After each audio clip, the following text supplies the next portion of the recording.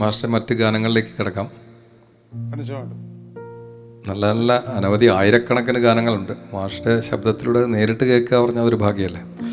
പക്ഷേ ഒരു കാര്യമുണ്ട്, ഈ ഓർമ്മ, അതിൻ്റെ ചെപ്പേ ഇത്രയൊക്കെ ഓർമ്മ വെച്ചില്ലേ? ഇത്രയൊക്കെ ഓർമ്മ വെച്ചു. പക്ഷേ എല്ലാം ഓർക്കാനായിട്ടുള്ള ഒരു ഇപ്പം അത്രയും മെമ്മറി പവർ ഉണ്ടോയെന്ന് സംശയമുണ്ട്. കാരണം ഉണ്ട്, എന്നാലും നമ്മൾ പഠിച്ച കീർത്തനങ്ങളൊന്നും മറക്കത്തില്ല. ശ്രീശബരീശ എന്നുള്ളത് നമ്മൾ അതിനൊരു കഥയുണ്ട്. ആ കഥ പറയാമോ? അതായത് ഈ മേമല എന്ന് പറഞ്ഞ് പത്തനംതിട്ടയ്ക്ക് അടുത്തൊരു ചെറിയ ഗ്രാമമുണ്ട്. അപ്പോൾ അന്ന് ഞങ്ങൾ മ്യൂസിക് ടീച്ചേഴ്സായിട്ട് വർക്ക് ചെയ്യുന്ന കാലം. അപ്പോൾ അന്ന് അയ്യപ്പനുമായിട്ടുള്ള ഭക്തിയും കാര്യങ്ങളും നമുക്കുള്ള കാലമാണ്. ശബരിമലയ്ക്ക് പോയിക്കൊണ്ടിരിക്കുന്നു, അങ്ങനെയൊക്കെ ഉണ്ട്. പക്ഷെ അവിടെ ആ മേമലയിലൊരു കുട്ടി, ഒരു 10-12 വയസ്സുള്ള ഒരു ബാലന്, ആ ബാലൻ്റെ ശരീരത്തിൽ എല്ലാ ശനിയാഴ്ചയും അയ്യപ്പൻ്റെ ഒരു ശക്തി കയറി വരുന്നുണ്ട്. എന്നിട്ടത് തുള്ളുകയും പറയുകയൊക്കെ ചെയ്യും. അപ്പോൾ ഈ കുട്ടിയെ കാണാനായിട്ട് എല്ലാവരും പോയിക്കൊണ്ടിരിക്കുക. അപ്പം ഞങ്ങളും വിചാരിച്ചേട്ടാ ഒന്ന് അവിടം വരെ ഒന്ന് പോകണമല്ലോ, ഇങ്ങനെ അയ്യപ്പൻ്റെ ശക്തിയുള്ളൊരു കുട്ടിയാണ്, നമുക്ക് കാണണമല്ലോ എന്ന് പറഞ്ഞു. അങ്ങനെ അവിടെ പോയപ്പോഴത്തേന് വാസ്തവത്തിൽ ഞങ്ങളെ അവർക്കൊന്നും അറിയാൻ പാടില്ല.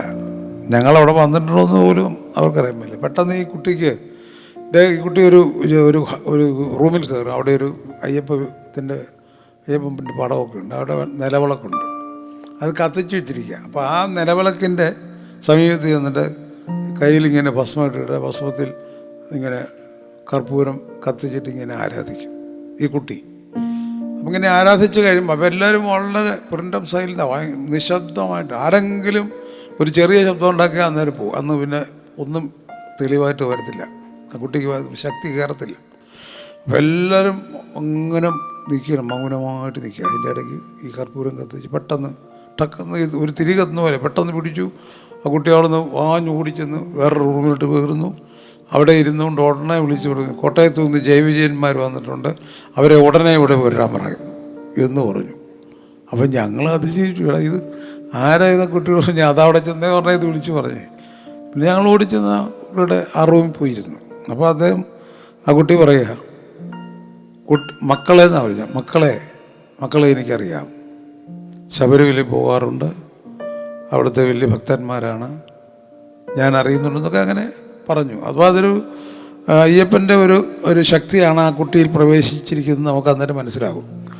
അപ്പോൾ ചില പാട്ടുകൾ, ഇന്ന പാട്ടൊന്ന് പാടിക്കാന്ന് പറഞ്ഞാൽ അത് പാടി. നമ്മുടെ നേരത്തെ കണ്ട് സ്വാമിയേ ശരണം അതില്ലേ, അത് പാടിക്കഴിഞ്ഞ് വേറെ ഏതൊരു പാടി.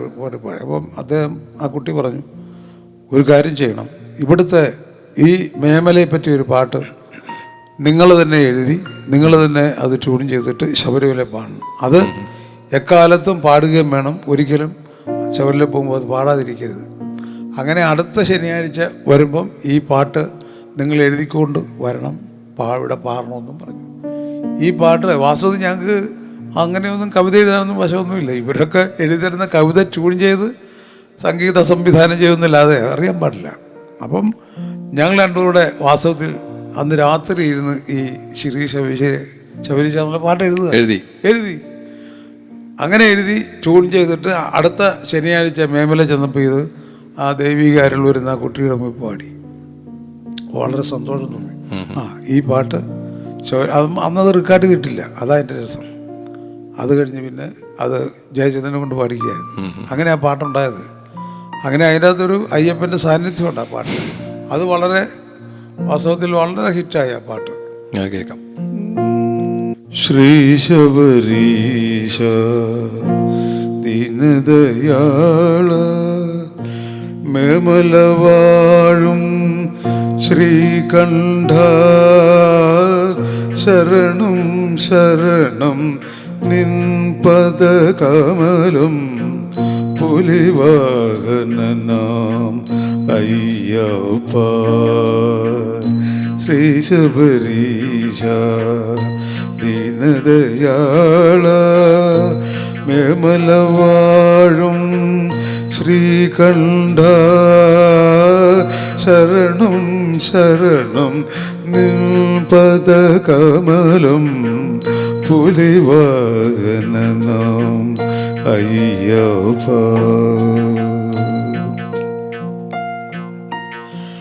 പന്തള രാജകുമാര ഞങ്ങളുടെ സങ്കടമെല്ലാം തീർത്തിടണേ.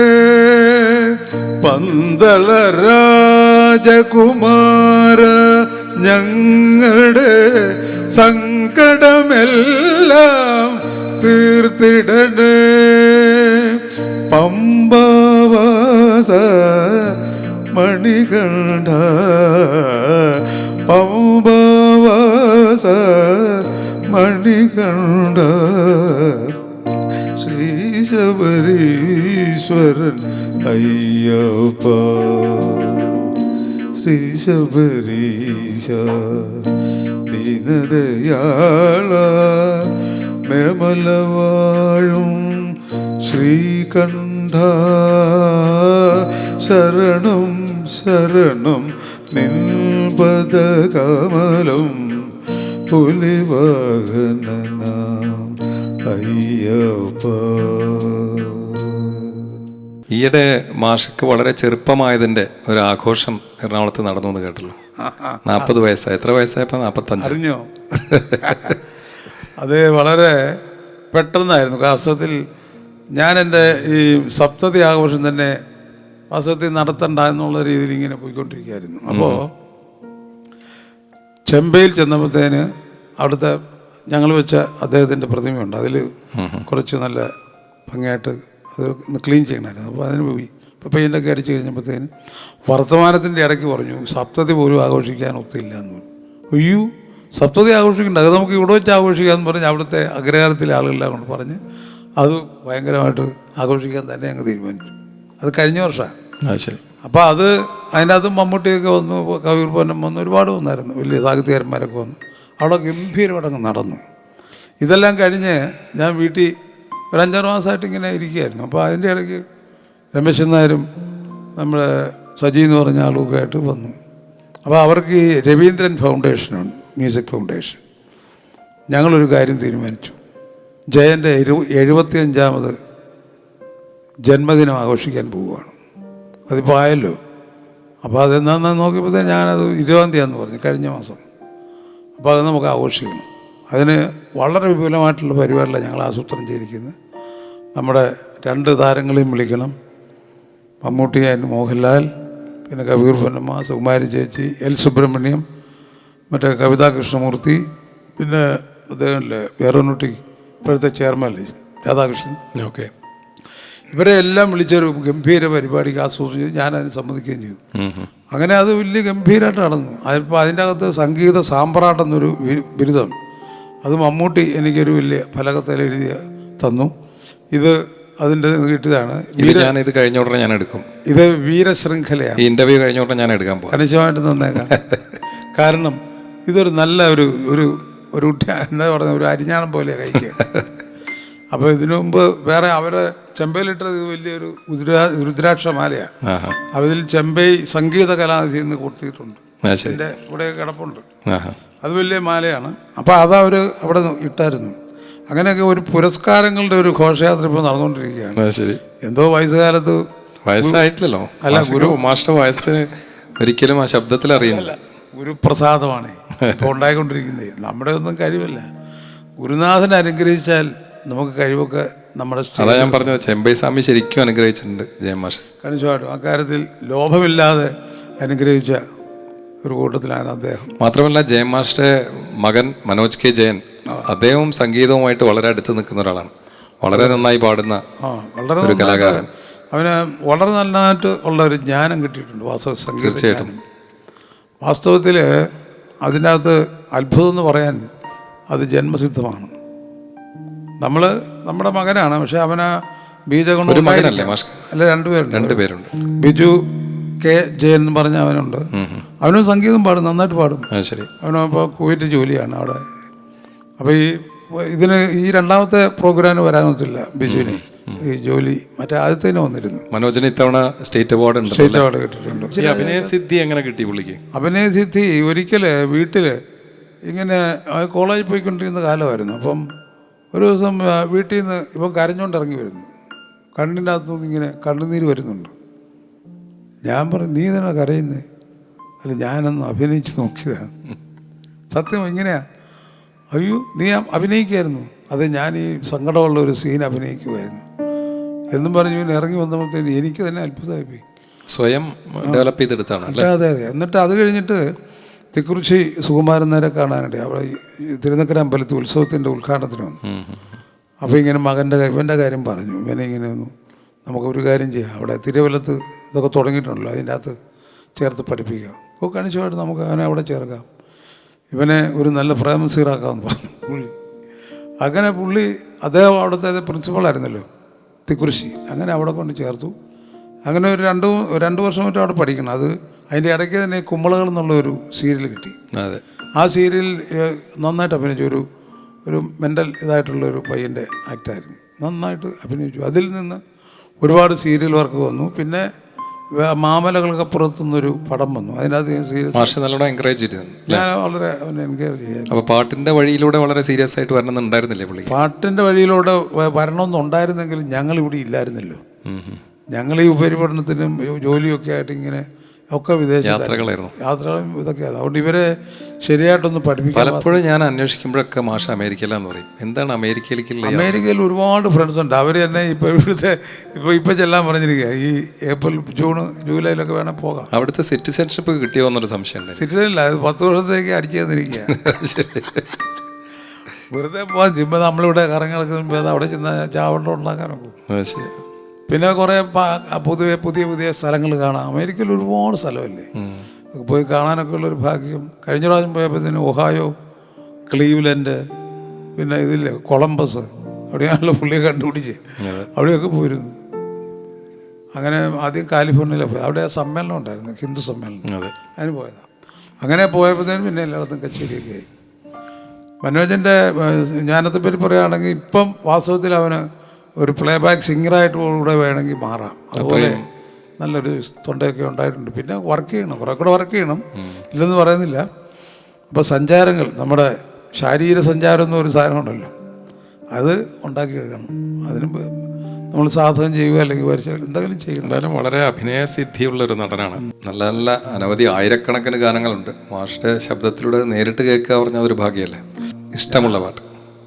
ഇഷ്ടമുള്ള പാട്ട് അല്ലേ, ശ്രീകോവിൽ നട തുറന്നു, ശ്രീകോവിൽ നട തുറന്നു, പൊന്നമ്പലത്തിൽ ശ്രീകോവിൽ നട തുറന്നു, പൊന്നമ്പലത്തിൽ ശ്രീകോവിൽ നട തുറന്നു, പൊന്നമ്പലത്തിൽ ശ്രീകോവിൽ നട തുറന്നു. അയ്യപ്പ ശരണം ശരണമെൻ്റെ അയ്യപ്പ, ശബരിമലൈവാസ ശരണമെൻ്റെ അയ്യപ്പ, അയ്യപ്പ ശരണം ശരണമെൻ്റെ അയ്യപ്പ, ശബരിമലൈവാസ ശരണമെൻ്റെ അയ്യപ്പ. നക്ഷത്ര ദീപങ്ങൾ തിളങ്ങി, നവരാത്രി മണ്ഡപം ഒരുങ്ങി, നക്ഷത്ര ദീപങ്ങൾ തിളങ്ങി, നവരാത്രി മണ്ഡപം ഒരുങ്ങി, രാജധാനി വീണ്ടും സ്വാതി തിരുനാളിൻ, രാജധാനി വീണ്ടും സ്വാതി തിരുനാളിൻ, രാഗസുധാസാഗരത്തിൽ നീരാളി. രാധതൻ പ്രേമത്തോടാണോ കൃഷ്ണ ഞാൻ പാടും ഗീതത്തോടാണോ, രാധതൻ പ്രേമത്തോടാണോ കൃഷ്ണ ഞാൻ പാടും ഗീതത്തോടാണോ, പറയൂ നിനക്കേറ്റം ഇഷ്ടം, പക്ഷേ പകൽ പോലെ ഉത്തരം സ്പഷ്ടം, രാധതൻ പ്രേമത്തോടാണോ കൃഷ്ണ ഞാൻ പാടും ഗീതത്തോടാണോ. ചന്ദന ചർച്ചിത നീല കളേബരം എന്റെ മനോഹരമേഘം ചന്ദന ചർച്ചിത നീലകളേബരം എന്റെ മനോഹരമേഘം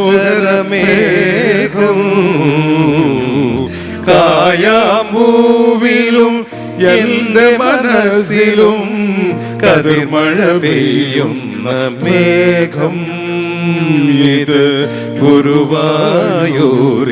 മേഘം വണ്ടിപ്പെരിയാറും മേടും നടപ്പാതയാക്കി ഇണ്ടലൊക്കെ ഇരുമുടിയായി ശിരസിന്മേലേന്തി കണ്ടകങ്ങൾ വാഴുമയ്യ കലികാല ദേവ കണ്ടു നിന്നെ കുമ്പിടുവാൻ വരവായി ഞങ്ങൾ അയ്യപ്പ തിന്തകത്തോ സ്വാമി തിന്തകത്തോ അയ്യപ്പ തിന്തകത്തോ സ്വാമി തിന്തകത്തോ യോഗീന്ദ്രാണ ത്വദംഗേഷു അധികസു മധുരോ മുക്തിഭാജം നിവാസോ ഭക്താനാം കാമവർഷദ്യുതരുകിസലയം നാഥാതേ പദമൂലം നിത്യം ചിത്തസ്ഥിതം മേ പവനപുരപദേ കൃഷ്ണ കാരുണ്യ സിന്ധോ പവനപുരപദേ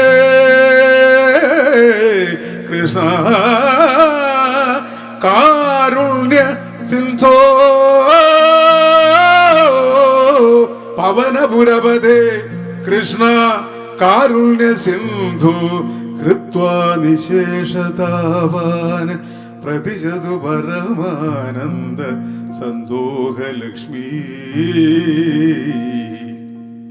പ്രതിശതു പരമാനന്ദ സന്തോഹലക്ഷ്മീ